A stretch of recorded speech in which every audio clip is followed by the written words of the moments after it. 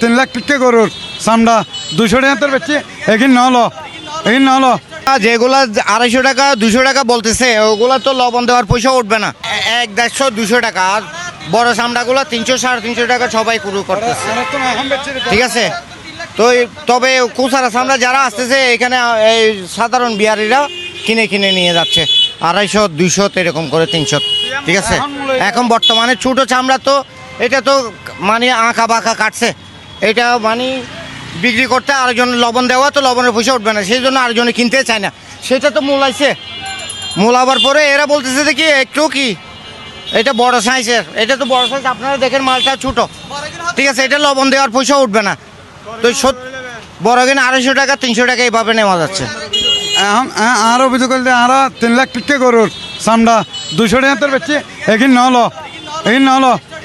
আড়ার মন চামড়া 2 বলে 100 টাকা চামড়া আগেন ওগুলা 300 টাকার যেগুলা 250 টাকা 200 টাকা বলতেছে ওগুলা তো লবণ দেওয়ার পয়সা উঠবে না এগুলা তো আরো দ্বারাও নিবে না ঠিক আছে। আর যে বিক্রি করতেও কষ্ট হবে এমনি ভালো মাল এখন সামালতে কষ্ট হয়ে যাচ্ছে এখন ছোটো মাল কবে সামালবে আগে বড়গুলো বাংলাদেশের এটা একটা কি এইটা বাংলাদেশের একটা শিল্পর প্রতিষ্ঠানের চামড়ার না আমরা হ্যাঁ 200 টাকা হলে দিয়ে দেবো হ্যাঁ আর কিনে হচ্ছে এখন 150 টাকা করে 150 টাকা বুঝছো না যেগিন লই 350 টাকা পর্যন্ত চামড়া কিনে বেচে দিই 200 টাকা 220 টাকা 220 টাকা ইউথ 18 মন চামড়া এই দুইখান বাদ দিয়ে 20 খানের মধ্যে 20 খানের দুইখান বাদ দিয়ে ফেলে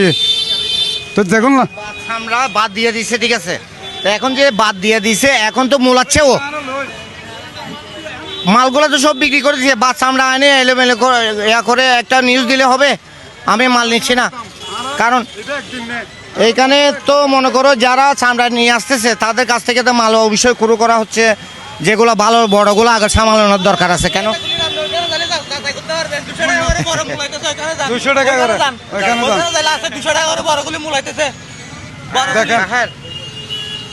200 টাকা করে বড়গুলি মূলাইতেছে ওইখানে যান আমরা মিথ্যা কথা বলতেছি সত্যি ওইখানে যান।